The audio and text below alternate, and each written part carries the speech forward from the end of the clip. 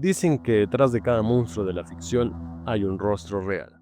Y en el caso de Il Scott, aquel rostro quedó grabado en los ojos de quienes la vieron caminar entre el lujo y la muerte. Décadas después, cuando el asesino Ed Gein horrorizó a Estados Unidos con sus objetos hechos de piel humana, los periódicos recordarían su nombre, la bruja de Buchenwald. Algunos creyeron que había sido ella quien lo inspiró, y aunque la conexión nunca fue probada, la semejanza era perturbadora. Pero para entender la leyenda, hay que volver al principio. Il Scott nació en Dresde, Imperio Alemán, en el año 1906, en una familia modesta. Trabajó como secretaria y bibliotecaria, hasta que conoció al hombre que cambiaría su destino, Karl Otto Koch, oficial de la CSS con el que se casaría más tarde. Se casaron en el año 1937 y juntos ascendieron en la jerarquía del horror. Primero en el campo de Schenhausen, luego en Buchenwald. Fue allí donde el apellido Koch se convirtió en sinónimo de placer y castigo. Ilse no tenía un rango militar. Su poder era el miedo. Caminaba entre los prisioneros montando un caballo, con un látigo en la mano, observando, eligiendo. El testigo Franz Müller, sobreviviente de Buchenwald, declaró años más tarde: La vi pasar entre las filas, con botas altas y una sonrisa. A los que la miraban, los hacía golpear. A los que le parecían fuertes, los hacía desaparecer. En 1941 comenzó a correrse un rumor. Ilse tenía una obsesión: los tatuajes. Le fascinaban las figuras, los colores, las formas, y, según decían, pedía que seleccionaran a los prisioneros tatuados para algo especial. Ahí es donde la historia se vuelve más oscura. En 1943, los primeros rumores sobre sus crímenes llegaron al propio mando nazi, no por piedad, sino por corrupción. Ilse y su esposo habían sido acusados de robar dinero y joyas del campo. El caso llegó tan alto que incluso el propio Heinrich Himmler ordenó una investigación. Ilse fue arrestada. Durante meses estuvo detenida en Weimar, mientras se analizaban las denuncias de crueldad y apropiación indebida, pero nunca se le condenó por los asesinatos. A finales de 1944 fue liberada y volvió a Buchenwald, como si nada hubiera pasado. En este punto, la historia de Il Scott se cruza con la de dos nombres que pocos recuerdan: el doctor Waldemar Hoben, médico jefe del campo, y el doctor Erich Wagner, autor de una tesis sobre los tatuajes y la criminalidad. Hoben, por su parte, realizaba experimentos con prisioneros, buscando correlaciones entre salud, carácter y pureza. Los archivos y testimonios de la posguerra revelan que Ilse visitaba con frecuencia la enfermería del campo. No hay documentos oficiales que prueben su participación directa, pero varios sobrevivientes afirmaron haberla visto junto a Hoben, observando pieles tatuadas extraídas de cadáveres.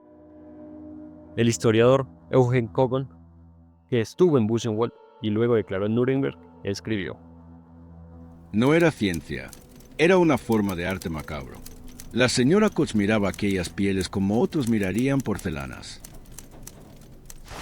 De esa combinación entre curiosidad, ideología y sadismo nació el mito. El rumor decía que Ilse tenía una colección personal de objetos, todos hechos con piel humana tatuada.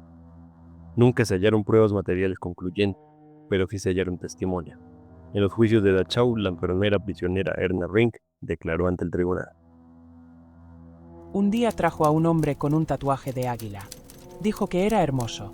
Días después, lo vi en la mesa de disección. La piel estaba colgada para secarse. Otro testigo, Joseph Ackerman, afirmó: Vi una lámpara en la casa de los Koch. Tenía una pantalla que parecía piel humana con tatuajes. No sé si era de los prisioneros, pero en Buchenwald ya nadie dudaba. Se decía que Ilse mandaba seleccionar cuerpos con tatuajes llamativos y que la piel de los ejecutados no siempre terminaba en los archivos médicos. Según los rumores, algunas piezas fueron curtidas y convertidas en objetos que decoraban su hogar: pantallas de lámparas, encuadernaciones de libros, guantes e incluso un pequeño bolso. Los prisioneros hablaban de haber visto, a través de las ventanas, aquel resplandor amarillento de las lámparas que parecía tener un brillo demasiado humano. La prensa la bautizó con nombres que marcaron para siempre su memoria: la perra de Buchenwald o la bruja de las lámparas de piel. En 1945, con la caída del Tercer Reich, Hillscotch fue capturada por las tropas estadounidenses. Durante los juicios de Dachau se presentó como víctima del sistema, negando cada acusación. Dijo que jamás había pedido una sola muerte y que las pantallas de lámpara eran una invención de los prisioneros. Los jueces no le creyeron.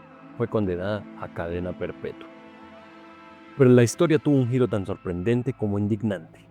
En 1948, el general estadounidense Lucius Clay, gobernador militar en Alemania, revisó su caso. Consideró que no existían pruebas materiales suficientes sobre las lámparas o la colección de piel humana y redujo su sentencia a solo 4 años de prisión. Poco después, ante la presión pública, fue reencarcelada por las autoridades alemanas y condenada a cadena perpetua. En 1967, en su celda de Aikach, Hillscotch se ahorcó con una sábana. Tenía 60 años. No dejó una sola carta, nunca pidió disculpas, solo se mantuvo en silencio.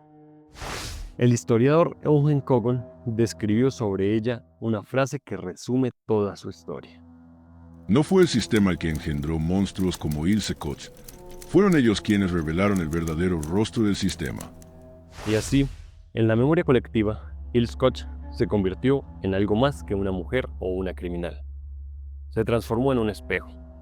Un recordatorio de cómo el horror puede habitar en lo cotidiano, en una sonrisa, en una voz dulce. Años más tarde, en un pequeño pueblo de Wisconsin, la policía encontraría los restos de mujeres convertidas en muebles, máscara y piel curtida.